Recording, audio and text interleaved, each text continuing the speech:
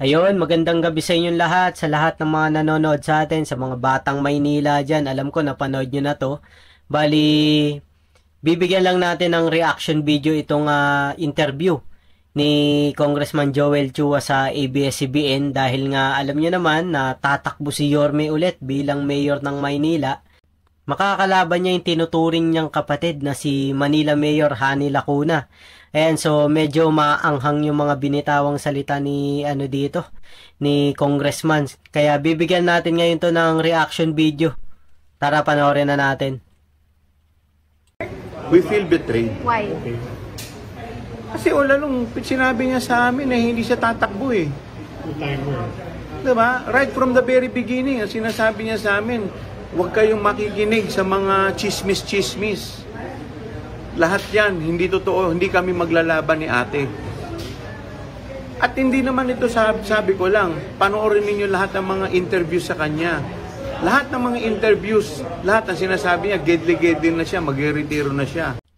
So dito mararamdaman natin yung pahiwatig ni Congressman na disappointed siya sa naging action nga ni former Manila Mayor Isko Moreno na nagpahayag nga ito na tatakbo muli bilang mayor. So hindi nila talaga inaasahan yun. Wala kang magagawa kapag taong bayan ang nagsabi at nagpabalik kay Yorme. Tapos sasabihin nyo, we feel betrayed. But ano ba yung nararamdaman ng taong bayan sa pamamalakad ni Mayora? Natanong nyo ba yung taong bayan? Kung gusto nila yung pamamalakad ni Mayora, kung gusto nila yung pamamalakad nyo, 'di ba? Dapat taong bayan ang tinatanong nyo. Kasi si Yorme, hindi na babalik yan kung walang mali sa pamamalakad ng kasalukuyang administrasyon o kasalukuyang nanunungkulan dyan sa City Hall. Pero nalista pa tayo sa fifth most risky city, 'di ba, for tourists. 'Di ba? Nasayang yung pinaghirapan ni Yorme dati. Pangalawa na tayo sa sa competitive highly urbanized city tayo, 'di ba? So ano nangyari? 'Di ba? Ngayon lang nangyari yan nung wala na si Yorme. Pero nung panahon ni Yorme, ang daming award ng Maynila. Ano nangyari sa Maynila ngayon? Naging tambakan na naman, ganun. Hindi natin inaano si Mayora.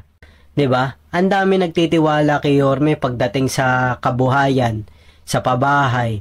Madiskarte kasi si Yorme kaya gustong-gusto ng tao si Yorme. Kaya wala kayong magagawa kung tumakbong muli si Yorme dahil yun ang gusto ng taong bayan. So ano nangyari? Lagi niya sa amin sinasabi, yung kanyang laway masasanla. Sir, would it be fair to say na ito yung toughest battle compared to your party versus ERAP, your party versus LIM?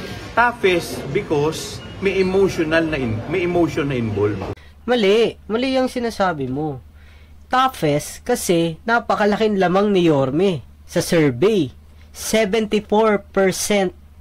Oh, mag-100 na yun Ilan na lang Oh, 'di ba? Tignan mo to, yung survey na to 'Di ba? Ayan 74. Amy Marcos 13%, Hani Lacuna 6%.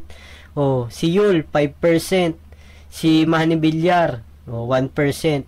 Ikaw, kapag ganyan ang survey, sa tingin mo may pag-asa ka bang manalo? 'Di ba? Kapag ganyan ang pinuputok ng survey ngayon, alam mo na kung sinong mananalo. Alam mo na kung saan nahantong yung laban na yan.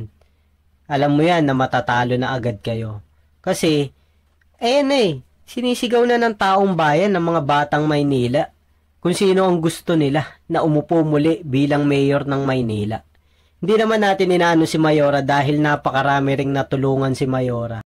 Pero kung titignan natin, yung gusto ng taong bayan kasi, doon tayo magbe-base palagi sa nilalaman ng puso ng taong bayan kung sino ba talaga ang gusto nilang manguna sa lungsod ng Maynila. Diyan pa lang sa survey, malalaman na natin kung sino na mananalo sa election 2025 Diba? Yorme na yan 74%. Mahirap ng talunin yan ngayon pa lang, sa totoo lang. Dahil siyempre parang tinuring namin siya na kapatid. Until now, 'di ba? Ayaw namin magkasakitan. 'Di ba? Nag-uusap pa rin kayo ni Yorme. Hindi na, nung huling usapan nga namin, yung kaninang binanggit ko, kaya lang ang problema, after that, kung ano mga sinabi na nangyari na hindi naman totoo.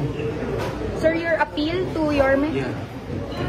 reconsider? Well, to reconsider, di ba? Dahil sa totoo lang, until now, masakit sa amin to dahil parang kapatid namin siya eh.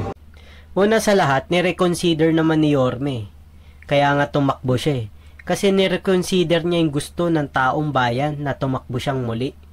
'Di ba? Kasi kailangan siya ng mga batang Manileño, kailangan siya dito sa Maynila. Kailangan niyang iangat muli ang buhay ng mga batang Manileño, ang buhay ng mga batang Maynila.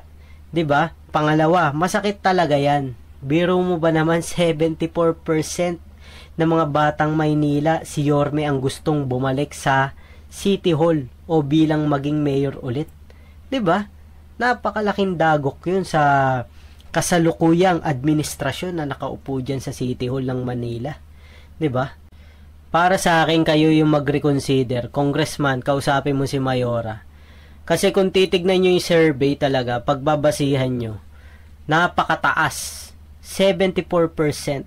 Hindi nyo kakayanin niya, magtatapon lang kayo ng pera dyan. Maniwala kayo sa akin. I-reconsider nyo. Kayo ang umatras dyan. Maniwala kayo. Matatalo kayo dyan. Kasi ang gusto ng taong bayan, bumalik si Yorme sa lungsod ng Maynila para maging maayos muli ang Maynila. 'Di ba? Para maging competitive muli ang Maynila, para magkaroon muli ng bagong pabahay ang Maynila, para magkaroon muli ng mga bagong trabaho ang Maynila, 'di ba? Kasi 'yun ang adikain nung pamumuno ni Yorme nung mayor siya ng Maynila, 'di ba? Alam naman natin 'yan eh. Tayong lahat alam natin yan, nasaksihan natin yan, yung mga pabahay niya, mga project niya para sa mga lolo't lola, sa estudyante, sa single mother, 'di ba, sa mga PWD natin, sa mga street dweller natin, alam natin yan lahat. Nasaksihan natin yan na napakalaki ng pinagbago ng Maynila simula na upo si Yorme Isko diyan sa City Hall bilang alkalde ng Maynila. Magkakapatid kami, isipin mo, ilang pamilya ang nagkagulo-gulo dahil dito. Magkakapatid, mag-aasawa, magkakaibigan. Tapos ngayon, nakita mo sa council, nagkakagulo, nag-aaway-away, magkakaibigan. Diba?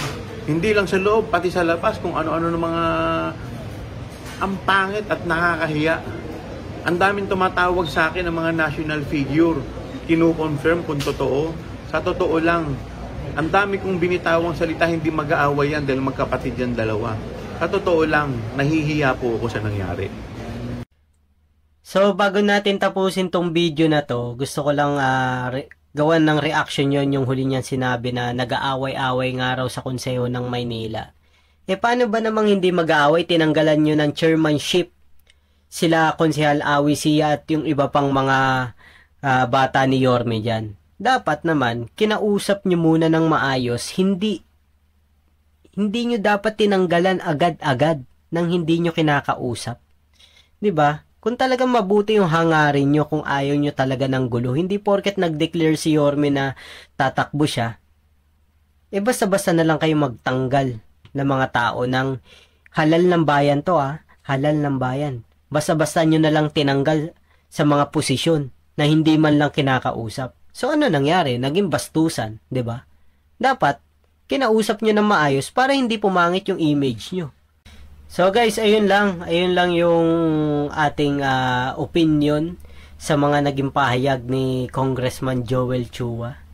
Ayan. So maraming salamat nga pala sa lahat ng nanonood at nakikinig nitong ginawa kong reaction video. Bali, first natin to. So asahan nyo marami pa tayong gagawing reaction video. Kaya stay put lang kayo dyan. Keep safe always. Manila, God first.